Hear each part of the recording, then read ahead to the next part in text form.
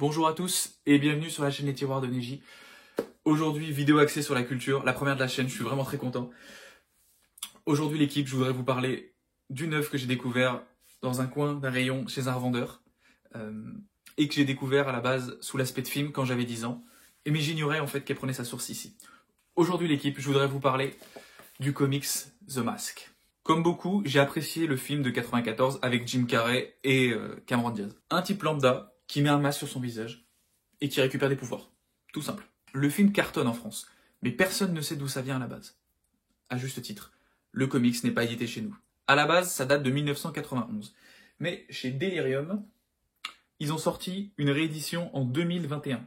Donc c'est tout récent. C'est pour ça que je peux l'avoir dans les mains aujourd'hui. Comme dans le film, Stanley Ipkiss est un pauvre type que personne ne respecte. Martyrisé, raillé, tout ce que tu veux. Jusqu'au jour où il trouve ce masque, à l'aspect anodin. Il le met, il se transforme physiquement, mais surtout mentalement. En devenant cette figure mystique qu'est The Mask, celle qu'on connaît tous aujourd'hui. Mais à l'inverse de l'image du clown renvoyée par le film par Jim Carrey et sa performance extraordinaire, le masque ici change profondément la personnalité d'Ipkiss. Alors en effet, on a toujours ce côté comics, cartoon, qu'on retrouve, pas de souci, mais agrémenté d'une touche de gore qui change un peu les choses quand même. Le masque qu'on appelle dorénavant Big Head, grosse tête en anglais, sème la folie et le chaos partout où il passe.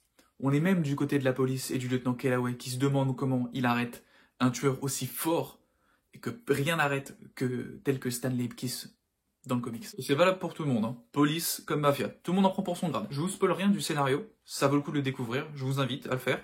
Vous pouvez le trouver partout, sur Fnac, sur Amazon, et je vous invite à découvrir vraiment le côté barré, assumé dans le dessin ou dans le scénario. Franchement, c'est des petites histoires courtes.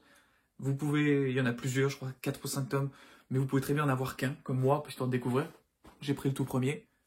Incroyable. Franchement, c'est vraiment un ovni dans son genre. Ça change un peu des comics traditionnels du genre super-héros et comme DC ou Marvel. Et c'est un gore et cartoonesque, mais dans les deux cas, c'est clairement assumé, ce qui fait que cette œuvre a toujours sa place dans la bibliothèque.